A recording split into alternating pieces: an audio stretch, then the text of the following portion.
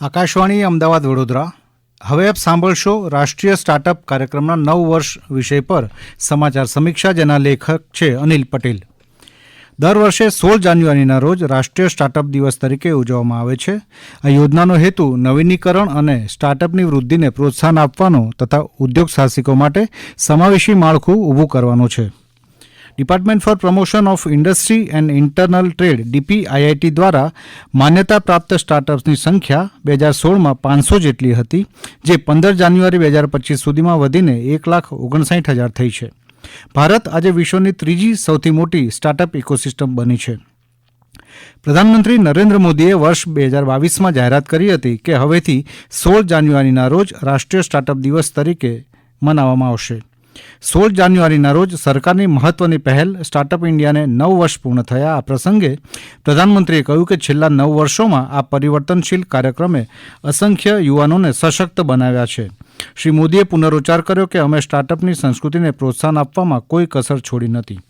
વર્ષ 2021માં 75મા સ્વતંત્રતા દિવસે લાલ કિલ્લા પરથી કરેલા ભાષણમાં પ્રધાનમંત્રીએ સ્ટાર્ટઅપ અંગે આ મુજબ જણાવ્યું. आज देश के अलग अलग सेक्टर्स और देश के छोटे शहरों में भी, टियर 2, टियर 3 सिटीज में भी नए नए स्टार्टअप बन रहे हैं. उनकी भारतीय प्रोडक्ट्स को अंतर्राष्ट्रीय बाजार में जाने में बड़ी भूमिका भी है. सरकार अपने इन स्टार्टअप्स के साथ पूरी ताकत के साथ खड़ी है. कल के स्टार्टअप आज के यूनिकॉर्न बन रहे हैं. 9 વર્ષ પહેલા સ્ટાર્ટઅપનો પ્રારંભ થયો ત્યારે ભારતમાં માત્ર 10 જ યુનિકોર્ન હતા. યુનિકોર્ન એટલે $1 અબજ ટર્નઓવર ધરાવતું સ્ટાર્ટઅપ. આજે દેશમાં 100થી વધુ યુનિકોર્ન ધરાવતા સ્ટાર્ટઅપ ઉદ્યોગે પોતાના નવીનીકરણ દ્વારા વૈશ્વિક મંચ પર ભારતનું નામ ઉજળું કર્યું છે. Ola, boAt, Cred, Urban Company, Delhivery, upGrad, Unacademy, BharatPe, Nykaa, Swiggy અને ઝેપ્ટો જેવા સ્ટાર્ટઅપ આજે યુનિકોર્ન ક્લબમાં સામેલ છે. બેંગલુરુ, હૈદરાબાદ, મુંબઈ, દિલ્હી, NCR જેવા મહત્વના સ્ટાર્ટઅપ કેન્દ્રોએ પરિવર્તનની આગેવાની લીધી છે.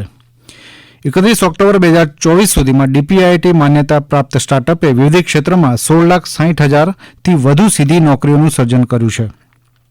IT સર્વિસ ઉદ્યોગ 2,04,000 નોકરી સાથે મોખરે છે. ત્યારબાદ હેલ્થકેર અને લાઇફ સાયન્સીસ 1,47,000 નોકરીઓ સાથે બીજા અને વ્યવસાય તથા વાણિજ્યિક સેવાઓ લગભગ 94,000 નોકરીઓ સાથે ત્રીજા ક્રમે છે.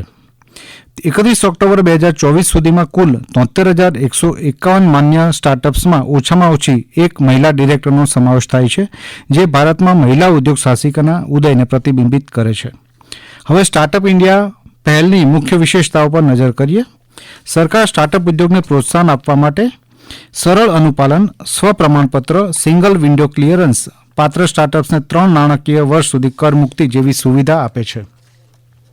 આ ઉપરાંત પ્રારંભિક તબક્કાના ભંડોળને ટેકો આપવા 10,000 કરોડ રૂપિયાનું ભંડોળ પણ ઊભું કરવામાં આવ્યું છે અને બાયોટેકનોલોજી, કૃષિ તથા નવીનીકરણીય ઉર્જા જેવા ક્ષેત્રો માટે વિશેષ નીતિઓ ઘડવામાં આવી છે.